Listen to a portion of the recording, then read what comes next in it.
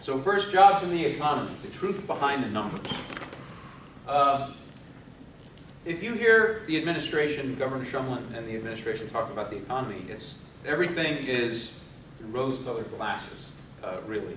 They're putting together a very positive picture of Vermont having a very low unemployment number, which is true if you consider the unemployment number that we have. And they're also talking about incomes being better, and they're talking a lot about green jobs. Those are the rose-colored glasses that they're being presented through. That's sort of a smokescreen hiding some fundamental rot in our economy. So given the good story that we have, why worry? Well, here's the first piece of data that I want to share with you today. And this is the number of jobs that Vermonters have had up to the recession. You see the climbing from about 2002 to about 2007. That's where the recession hit. And you see the big drop-off here. We went from about 308,000 jobs down to 297,000 jobs. We're still climbing back out of that recovery very slowly, and we're about 305,000 jobs now in the state of Vermont. Still below that number that we had at the beginning of the recession. So people out there are hearing that the economy's great and everything's improving, but they don't feel like it's right. And their instinct is correct. We have not fully recovered from the 2007 recession, which is strange because by now, in most economic downturns, we would have had really robust growth and we would have pulled out completely by now. But we haven't. And I think a lot of the policies that have been put in place by our legislature here in Vermont have something to do with it, both nationally but also here in Vermont. So Vermont still has roughly 2,000 fewer jobs, employed people, than we did in 2007. So why is Vermont's unemployment rate so low? You're going to hear Vermont has one of the lowest unemployment rates in the country. Right now, I think we're fourth. We tend to bounce around. Sometimes we're third, sometimes we're fifth, sometimes we're sixth. But right now, I think the number from December to January is about 4.6. We're actually lower than that now. We're about 3.5 from when this data came out. So that's good, shouldn't it be? And yeah, it's better to be fourth than 50th in the United States, and a low unemployment number is certainly better than a high unemployment number. But one of the reasons that it's coming across as so low is because the labor force is shrinking. That means the number of people out there working or looking for a job is getting smaller and smaller, and that's not a good thing. So if you look, the labor force in December was 353,450. In January, in December, or January, and then a year later, so flip that over, it's 3,000. It's gone from 357,600 to 350,450. So we've actually lost jobs, people looking for jobs. Can I? Yeah. Is this because of an aging population, a moving population? Because if you're thinking percentages, is it because people are just now out of the workplace because they don't care? Because all these makes difference in really what the economy is like. All of those things are playing a factor in it. Our population growth, and Chris actually had a slide in here and I took it out. I would probably put it back in, showing Vermont's population growth. And our population growth was fairly steady, and then when the recession hit, it really flattened. So you don't have people who are coming into the state. In fact, there was one period last year where we were one of only 2 states in the entire United States that had a decrease in population. It was us and Rhode Island. And it was not that much. It was like 600 people, a fraction of a percentage. But to be the only 2 states that are actually losing population is not a good thing. Between 2000 and 2010, the entire population of the United States grew by about 10%. Vermont grew by less than 2%. And now it's really flattened off. So yes, there's no population growth. We do have an aging population. We are the second oldest state in the union, behind I think it's Maine. So we have older people who are not participating in the workforce as much as they would because they've retired, which makes sense. And the younger cohort, the 18 to 36-year-old demographic group, it tends to be moving out. If you want a really detailed look at the demographic effects on Vermont's economy, go on our website under the issues thing. You'll see, click on issues, go down. There's a link to a presentation or a paper that John McLaury and Art will put together. It's called Off the Rails, and that is a very detailed look at how the demographic plight of Vermont is driving a lot of the economics and a lot of the spending. We could do a whole hour-long presentation on just Off the Rails, so that's a good question. Just here, it's hard to see, but you take a look in that shrinking labor force is outlined here. We'll send around the PowerPoint, so you can just take a look and see that this is not necessarily a new phenomenon. It actually goes back several years. So why else do people feel like, okay, the governor's telling us that employment is great, and all these any bad things that you hear, it's all a big nothing burger, I guess. Well, another reason people, I think, are very uncomfortable is because they see in the news we're losing good jobs. The state is losing a lot of good jobs. Just some examples. IBM has lost just under 1,000 jobs over the past year, I guess it's been. Those jobs are gone, and there are 4,000 more of the people who are still employed are in limbo. We don't know if IBM is going to be sold to somebody. The last deal with Global Foundries seems to have fallen through, which could mean that nobody buys that plant and IBM sticks around and continues to shrink. It could mean that nobody buys that plant and IBM decides to just shut it down and go away because it's no longer profitable or part of their business plan. It could mean that they keep it, they could sell it to somebody else. Nobody knows, but that's going to have a tremendous impact on our economy. Vermont Yankee, thanks, I think, in great part to the actions of the legislature, Vermont Yankee is phasing out over 600 high-paying, good benefit jobs. That's going to affect the economy, particularly in the southern part of the state, but it's going to ripple through. Energizer in Franklin County, they closed a plant. That's 165 good manufacturing jobs gone. Plasan Composites down in the Bennington area are gone. They moved to Michigan, 140 jobs. Kennametal in Lindenville, 80 jobs gone. Huber Schuner in Essex, 65 jobs are gone. Benway's Taxi in Burlington, those are jobs that 70 jobs got that people can do. The EB5 projects in the Northeast Kingdom, if you're following the news, are now sort of on shaky ground. That had been a real economic driver in the Northeast Kingdom part of the state.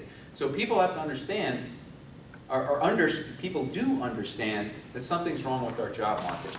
Now, these are good paying jobs. IBM, Vermont Yankee, Energizer, Plasan, these are good paying jobs. $100,000 a year jobs, good benefits. What are we getting though? What are we looking forward to? The unemployment number is low, but what kind of jobs are we replacing those good jobs that are going away? The Vermont Department of Labor periodically publishes a short-term unemployment, or the employment outlook, and in July 2014, the projections show where the state expects the job growth to occur. What sectors? The top 10 sectors of where job growth is expected to occur are cashiers, personal care aides, retail salespeople, food preparation and service workers, including the fast food industry, waiters and waitresses, registered nurses, landscaping and groundskeeping, carpenters, maids in housekeeping, farmers, ranchers, and agricultural managers. So if you look at that, only one of the top 10 occupations that are projected to have the most openings require a college degree. And I think you can say, and that would be the nurses.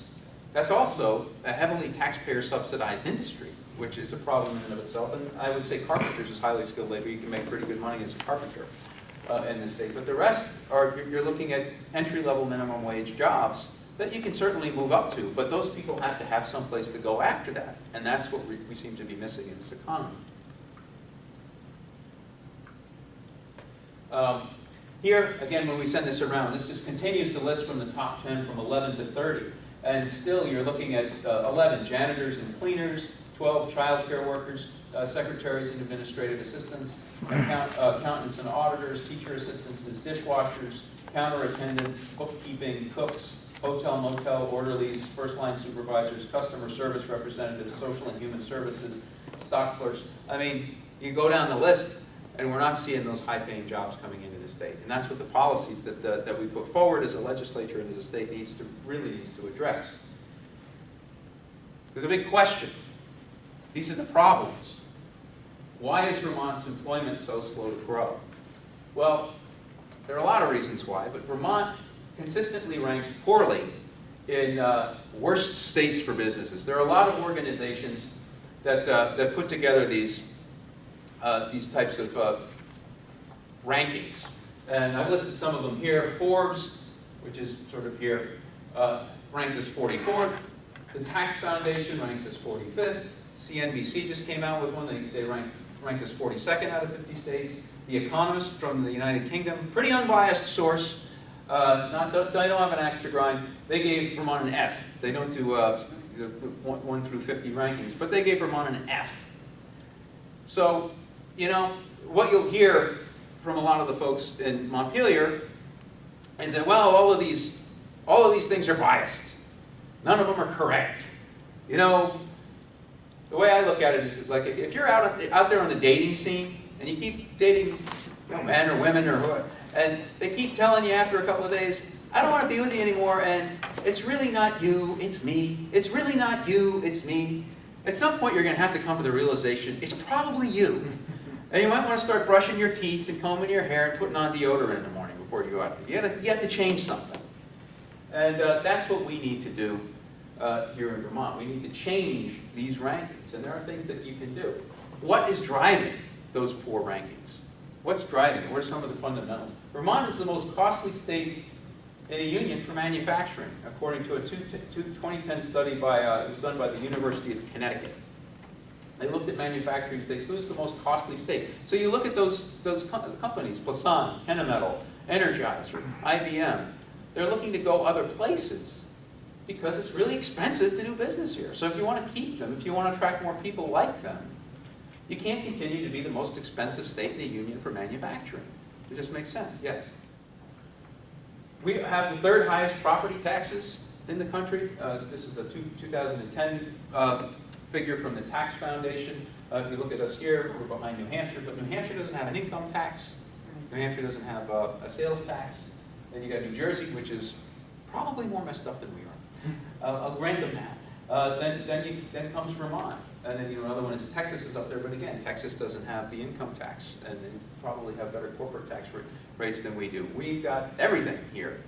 And that's what's driving. And if you look what happened in the last legislative session, the legislature voted to actually increase the tax on the property taxes for non-residential properties. They shifted it away from the residential properties, so if you're a homeowner, you're a little bit better off than you might otherwise would have been, but they shifted the burden onto non-residential property tax people, which is businesses. Well, residential went up, commercial went up higher. Yes, residential, they were both supposed to go up at what, like 5.5 cents or something like that? Or maybe no, they were both supposed to go up about 7%.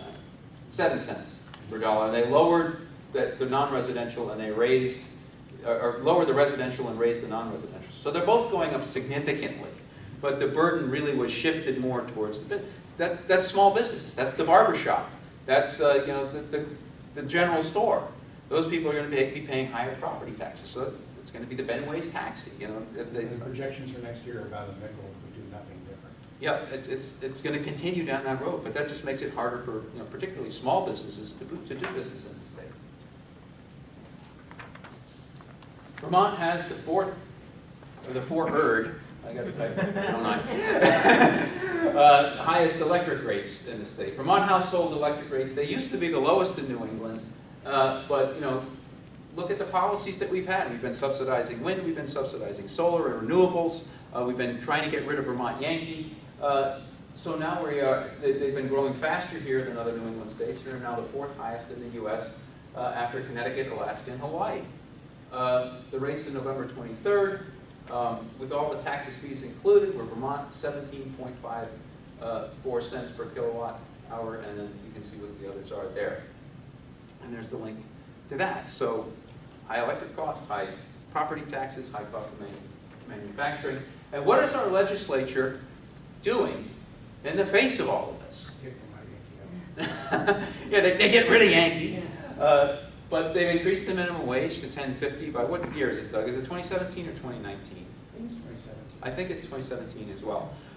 So incrementally, it's going to go up to 1050. By then, it makes it harder for smaller businesses. It makes it harder for people hiring all those folks that need to be hired.